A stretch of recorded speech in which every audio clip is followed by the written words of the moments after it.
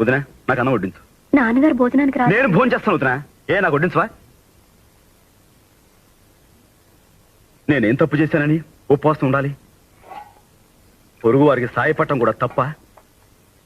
చీమ వెంట ఏ చీమలు పడతాయి, కాకి చస్తే 100 కాకులు కొడతాయి.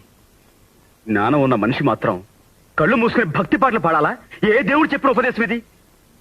ముఖ్యంగా మన దేశంలో కావాల్సింది గాన కచేరీలు కాదొదినా, జ్ఞాన కచేరీలు. తప్పు చేస్తే తండ్రి మందలిస్తాడని భయపడే కొడుకే మంచి చేస్తే వెను తడతాడని ఆశపడతాడుగా.